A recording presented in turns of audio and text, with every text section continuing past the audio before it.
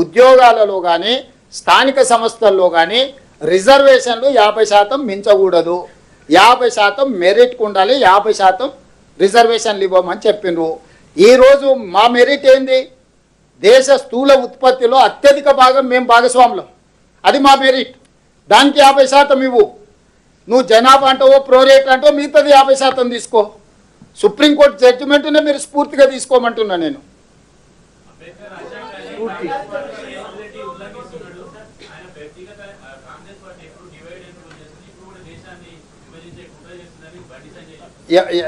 అంటే ఎట్లా, అంటే ఏ విధంగా,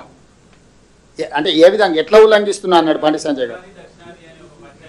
అంటే మహిళా రిజర్వేషన్లోనేనా? నేను ఒక ప్రశ్న బండి సంజయ్ గారిని అడిగిన. ఆయన పార్టీ ఎప్పుడు ప్రారంభించారో ఆయనకు తెలుసో తెలియదో నాకు తెలియదు. ఏప్రిల్ 6, 1980లో భారతీయ జనతా పార్టీ ప్రారంభించారు. ఇప్పటి వరకు 15 సార్లు ఆ పార్టీకి అధ్యక్షుడు నియామకం జరిగింది. ఒక వ్యక్తి 2 సార్లు ఉండొచ్చు, 3 సార్లు ఉండొచ్చు. ఇప్పటి వరకు 1980 ఏప్రిల్ 6 తారీఖు నాడు ప్రారంభించిన భారతీయ జనతా పార్టీ 15 సార్లు, నితిన్ నబీన్ లేటెస్ట్ ప్రెసిడెంట్ వరకు 15 సార్లు ఆ పార్టీకి అధ్యక్షుడిని నియమించుకున్నారు. ఈ 15 సార్లు అధ్యక్షుడిని నియమించుకున్నప్పుడు ఒక్క మహిళనైనా ఒక్కసారైనా పార్టీ అధ్యక్షురాలుగా నియమించుకున్నారా? నా సూటి ప్రశ్న నరేంద్ర మోడీ గారికి, బండి సంజయ్ గారికి. భారతీయ జనతా పార్టీకి 46 సంవత్సరాలల్లా ఒక్క మహిళా అధ్యక్షురాలినైనా నియమించుకున్నారా? మహిళల పట్ల వాళ్ళకున్న చిత్తశుద్ధి, మహిళల పట్ల వాళ్ళకున్న గౌరవము, వాళ్ళ పార్టీకి అధ్యక్షురాలినే నియమించుకోని వాళ్ళు, మహిళా అధ్యక్షురాలు, మహిళా ప్రధానమంత్రి, దేశంలోనే కాంగ్రెస్ పార్టీలోనే లాంగెస్ట్ సర్వ్డ్ మహిళా ప్రెసిడెంట్ శ్రీమతి సోనియా గాంధీ గారు, శ్రీమతి ఇందిరాగాంధీ గారు. అట్లాంటి మహిళా అధ్యక్షురాల నేతృత్వంలో పనిచేసే మమ్మల్ని మహిళలకు అన్యాయం చేస్తున్నామని ఆరోపణ చేస్తే ఇక వాళ్ళని చూసి నవ్వాలన్నా ఏడవాలన్నా నాకైతే అర్థమవుతలేదు. బండి సంజయ్ గారు ఏదైనా మహిళల పక్షాన మాట్లాడాలంటే వాళ్ళ పార్టీ జాతీయ అధ్యక్షురాలుగా ఒక మహిళను నియమించుకొని ఆ మహిళ ఆలోచన ఏముందో ఒక్కసారి మాట్లాడి.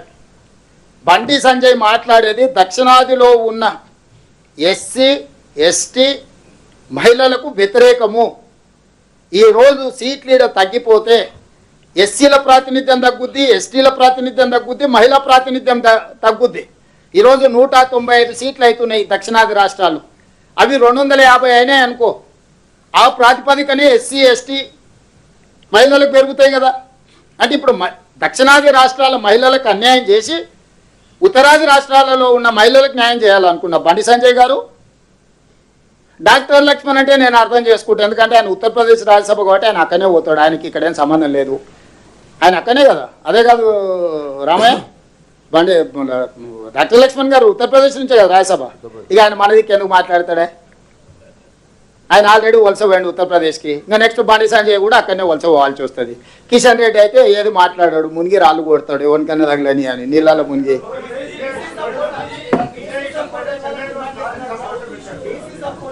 ఒక నిమిషం